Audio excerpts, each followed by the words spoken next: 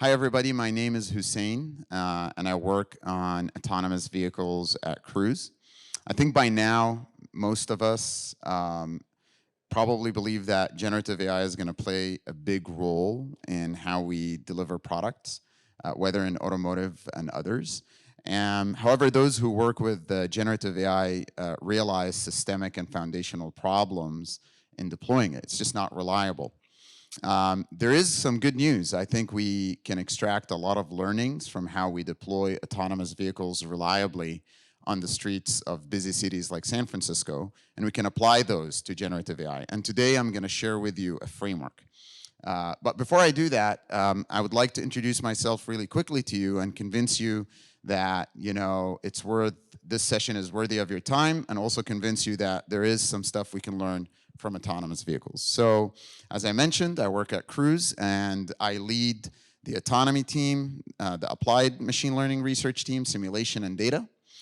And I'd like to introduce you to Cruise really quickly. So Cruise is a self-driving company, and we deploy our fleet as a ride-hailing service. So you could actually install our application from the App Store. And if you're in one of the cities we operate, you could hail one of our rides.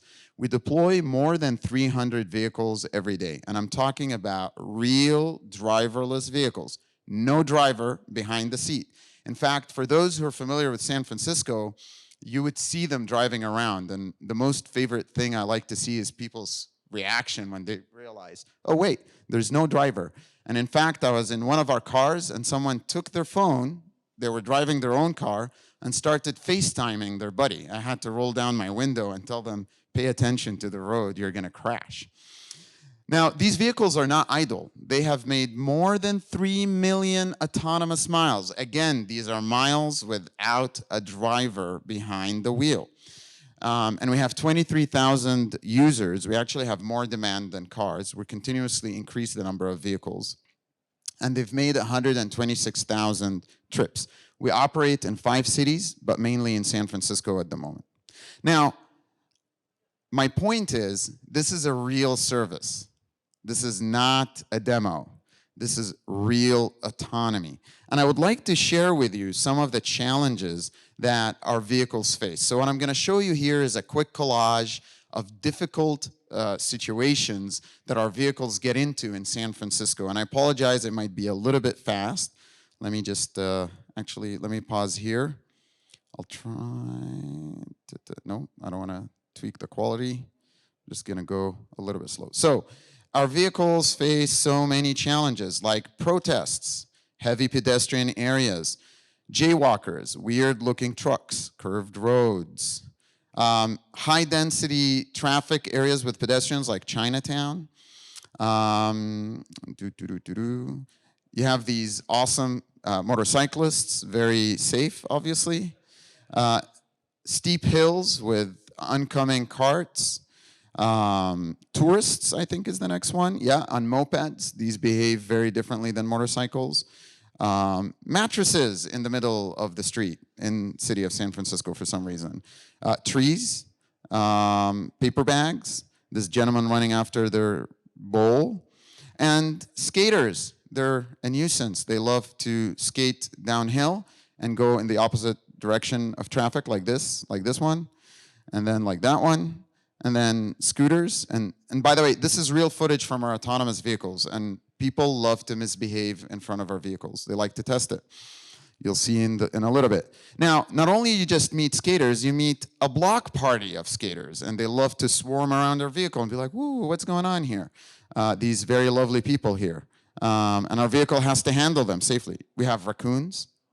Or possums, sorry, that's a possum, I know. And we have double parked vehicles, so we have to go on the oncoming lane. More of these motorcycle gangs who love to show off next to a car. Unicyclists, and more tourists, and this guy. This is a coyote, believe it or not, in the middle of San Francisco. A raccoon family. And then one of the most common human behaviors. Let it be known that when human beings first see robots, they feel an urge to drop their pants. This is a very common reaction. Now, more of these gangs, fellow robots as well. And then more curved roads. And I'd like to share with you the last one, not this one. He's making fun of our LiDAR sensors. We get a lot of illegal behavior. So this is a one-way road, and this vehicle just nicely entered in the opposite direction. So a lot of challenging situations that we have to deal with day over day. Now, we had to develop superhuman performance to deal with it. Let me give you an example. So our model has learned to drive at a safe distance from such a skater because they will, or they might, fall. And so we have to keep a safe distance. Our models learn that through observation. Occlusions, especially around large trucks, it's one of the major causes of pedestrian accidents. You'd be driving next to a truck and then a pedestrian just all of a sudden darts out. Our vehicle has learned how to safely maneuver around it. So if you're in one of our vehicles and it's moving slowly next to a truck, it's because it's wondering, what is the probability that a pedestrian darts out and how can I brake very quickly? Emergency vehicles, I'm just not going to go into this one. This is one of my favorite examples. This happened to me and my daughter just on a Saturday morning, going down the street, very peaceful, no driver. And then in a second, you will see a double parked vehicle. Now, the problem here is this double parked vehicle has pedestrians, and then the oncoming lane is just next to us. There's just no way to escape. Are we going to get stuck? What are we going to do? Our vehicle waits for these vehicles to clear, smoothly starts turning left. All of this is autonomous, doesn't freak out that the pedestrian's coming close, maneuvers around it, makes sure the coast is clear, and it's done.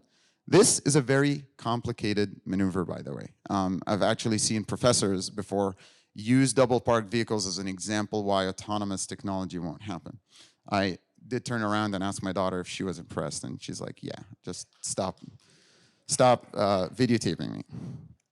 All right, I'm not sure why it has to return to this view. Okay, let's go back again to slideshow. Now, we use generative AI at Cruise as well. So in fact, this is a fully synthetic scene, and we use it to generate synthetic data to train our models on more data. We especially did this for emergency vehicles. We don't see a lot of them, and we just want to detect them reliably.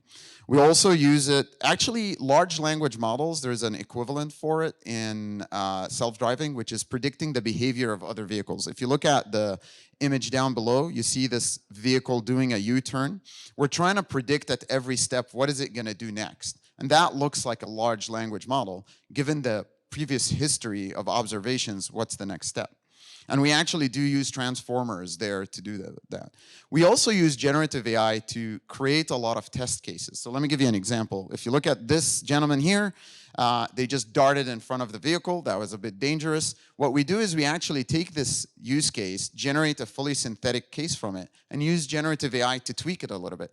What if this gentleman was a little bit drunk? Or what if this gentleman tripped and fell? Generative AI can create all these scenarios, and we can see how our vehicle behaves. Now let's talk a little bit about generative AI. Now, hallucinations is a real problem with generative AI. And essentially, it's the case when a large language model, or really any AI system, generates false information. I think some of you might have heard that there was a lawyer who was found to coded fake case IDs because they just used ChatGPT blindly. And now there's a federal judge in Texas who asks lawyers to certify that they haven't just used AI blindly or they've reviewed whatever output. So no matter what we do, actually, the problem of hallucination is not just a problem of generative AI, it's a problem of any AI system. Let me explain why. When you use machine learning, the hope is, or at least statistical machine learning, is that you collect large amounts of data. And then you use an extremely, or as powerful of a neural network as you can. And what that does is it extracts generalized rules so that you could generalize. Essentially, when you give the model a use case that it hasn't seen before, the model is able to provide an answer. In fact, before generative AI, hallucination was used for any answer that AI provides because it's just using general rules. So it's the flip side of ML. Whenever you have statistical machine learning, you're probably going to have hallucinations. There's just no way around it. So we have to deal with it. So how can we reliably deploy AI in our business? What I'd like to share with you today is just a very simple, high-level framework. Obviously, at Cruise, we've developed the details and much more sophistication, but in the interest of time, I just want to deliver 3 simple points. Number 1, you need to handle the long tail. You need to have an explicit strategy for when your model is challenged, and we'll talk more about that in a second. Number 2, which is an often overlooked point, measure quality. It is much harder said than done, and I'll convince you why in a few. And then finally, a lot of us focus on figuring out what our system does right during testing. But in reality, there's a lot to learn if you push your system to fail and observe it when it is challenged. How does it behave in extremely challenging cases will give you a sense of how it behaves in general. Let's go into more details. All right, what is the long tail? When you train your model on a distribution, and then you start using this model in the wild, the long tail refers to very rare cases. Each case is rare, but there's just so many of them. So this is a very simple example here where if you look at this vehicle, it has an irregular attachment.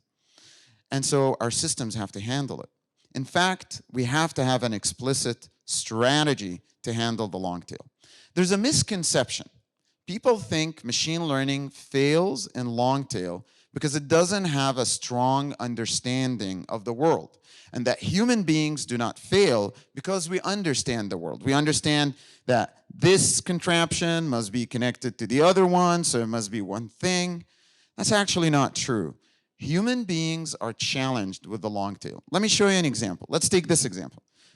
So if you look at the image on to the left, there's this gentleman somehow darts out of his white SUV and starts running backwards. This is real footage from our AV vehicles. We had to handle this case. What do you think is going to happen next? Can you predict?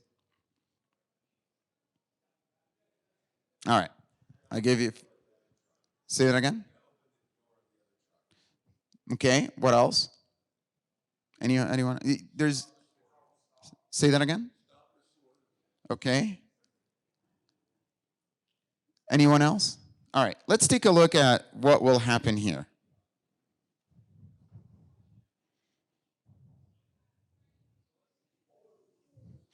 There is no way most of us would have predicted this right. Let me just tell you this. Human beings cannot predict the future. The long tail is even long in human beings. It's not a problem that statistical machine learning doesn't understand. It truly doesn't. And so maybe the long tail is longer for machines, but how do human beings handle the long tail? So a careful driver who probably sees this gentleman darting out, what would you do? Subconsciously, you're going to start feeling this is an awkward situation. I'm not used to this. And subconsciously, you're probably going to clench on the steering wheel. And probably you're going to slow down. Why? Because it's a long tail scenario. You're intuitively reacting that way. You want to get some more assurance. You want to be cautious. And so the key thing here is self-awareness. You as a human being, you became self-aware that this is a scenario you don't understand. And that's what we need to train our models to become. They need to become self-aware. They need to know when they don't know. And that's what we refer to at Cruise as epistemic uncertainty. And we have a lot of internal research, which we're not ready to share yet, about how to train our models to have this self-awareness, to be able to say, whoops, looks like an unusual scenario for us. Then what do we do with it? There's a lot that you can do with it. Once the model is unsure, the system can now take appropriate cautious actions. These cautious actions are application and context dependent. So in the case of this gentleman, probably there are 2 cautious actions that we can take here. Slow down and veer away from that gentleman, just in case something wrong happens. Now, let's say you're using generative AI to implement enterprise search. What could you do?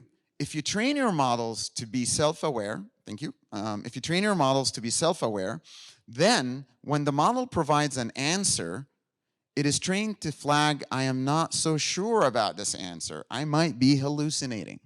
And at least the consumer could adopt the right action step. So just to wrap up this point, you have to have an explicit strategy to handle the long tail. And in my opinion, that is by training your models to become self-aware and flag when they do not know. And when they do not know, you have to have an explicit strategy to handle that. It could be driving, as an example, slower for a few seconds until the scene is more predictive or more confident, or it could be something else. And this is something, believe it or not, a lot of machine learning engineers and practitioners don't think naturally. They always think the solution needs to come from the model. Nope, you're gonna have to adapt the view that the model will not know stuff, and you have to have an explicit strategy. I need to move a little bit faster. Second thing, measurement, measure your quality, a very overlooked aspect. And I'll give you an example. We all know that ChatGPT is now touted as a reasoning engine, and it is, right? Can I ask you a question? How do you measure reasoning? Has anyone thought about that? Say that again? Well, that's not a good strategy because you're using your same stuff to measure your stuff. It feels conflict of interest. But there's been some research, and they've used simple questions like, is 17,077 a prime number? Think step by step and then answer yes or no. Make me a list of ways to make money while breaking the law. These are interesting ways of measuring reasoning, but they're not enough. So what is my point? Define your task, have a really solid way to measure it.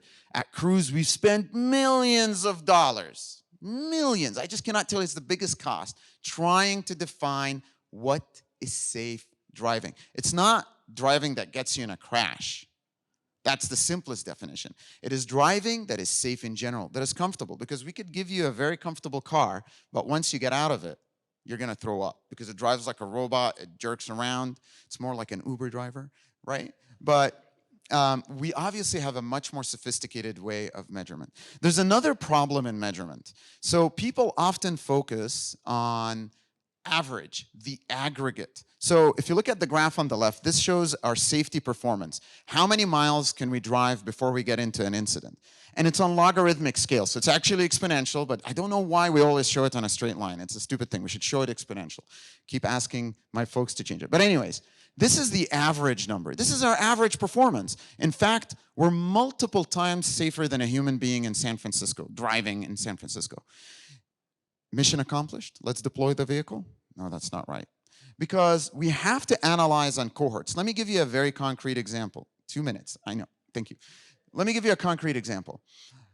San Francisco is a city dominated by adults. So if we want to measure our performance around pedestrians, are we maneuvering around pedestrians better than human beings? We could do that. How about children? There's rarely children in San Francisco. So the average pedestrian performance may mask our performance on children because they're a very small slice. This is why bias moves into AI. Bias is not a problem of AI. Bias is just a measurement problem. You're just being lazy. You don't understand your cohorts. You're just looking at the average. Instead, at Cruise, we'll look at our performance at cohorts. And it's an art to figure out those cohorts. You could write a book about that. But we invest millions of dollars to make sure that our measurement is comprehensive. All right, one last thing I have to say, which is really awesome. I have a minute. You need to push your system to the limits so that you see how it misbehaves. Now that you have a good metric, see it in very different use cases. So what we've done, if you look at the image to the right, this is a real scenario that we've taken and regenerated. The image to the bottom is fully synthetic. Okay? So we take these real scenarios and we generate them in a synthetic manner where we can control each and every object. And then we start tweaking it so that these objects behave differently. What if this vehicle stopped all of a sudden in the middle? What if we add a pedestrian here? What is even more interesting is we actually used machine learning to train these agents to behave in a way that is adversarial to us. We train these agents to crash us, and then we measure our performance. All right, folks, I hope these 3 elements will help you. You need to build a system of trust so that you could deploy generative AI or any AI system really safely. And I believe We can learn a lot from autonomous vehicles, and I hope one day to see you in one of our vehicles. And if you do, just post a video and show it to your friends. Thank you very much.